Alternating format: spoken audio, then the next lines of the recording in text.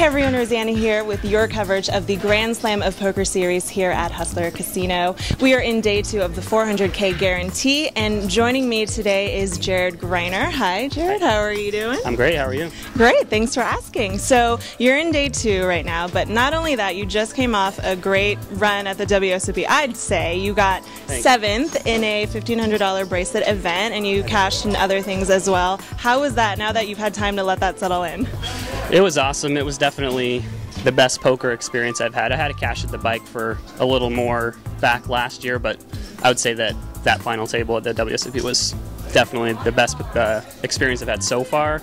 And I think I had 4 other WSOP cashes and then a pretty deep run at the Venetian too, so pretty successful. Very cool. Now you just told me that that was your first major trip there. You had played the Millionaire Maker once before, but since this was pretty much the first time you were there playing and grinding, what was it like now coming back and playing these relatively small buy-ins and small fields? How have you been able to adjust? It's actually been pretty difficult. I first started playing tournaments only probably 2 years ago, and they were all smaller buy-in events.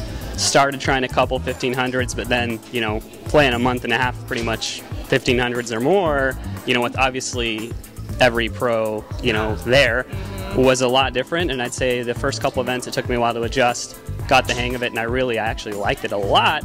And then coming back here, I did not do so well in the first few smaller buy-in events. It's a lot different, especially here in LA. I think the poker here is different than anywhere in the world.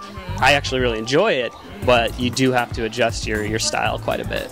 Also, you might sit down with a lot of people here too, right? Whereas in Vegas, you're like, oh, that's a pro, or that person's from Australia or Brazil or something. Seriously, I've never seen as many international players before, and I mean, it was fun because I saw a lot of players that I know of, that I'd seen on TV and whatnot, but not a lot of people that I had, information on that I can use. Whereas here, usually I know half the table at least. So definitely different, but it was a really fun, great experience.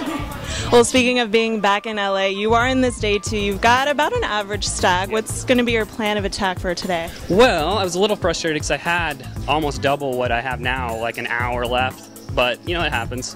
Had to call an all-in from Matt Stout, one of the best players in the world, who suddenly just showed up to play a 300 event because he was hanging out with Matt Salzberg, I guess. He ended up being on my left most of the evening. But for today, it's a pretty big field still, but $100,000 for first. So you got to kind of be patient, I think, at the beginning. There's no point in just being reckless with an average stack. I can kind of take my time, pick my spots. I already looked at the table draw and the chip leaders to my direct left. I don't know him, so that could be good and it could be bad, Right. Could be some opportunities to get some chips, but, I'm kind of going to take it easy at first, be patient. Obviously, you play the cards you're dealt, but once the field narrows down to, I'd say, probably half of what it is now, is when you really want to try to start building up your stack. All right. Well, good luck today. Thank you. If you want to follow everything that's going on in this tournament, just head on over to hustlercasino.com and look for the live blog.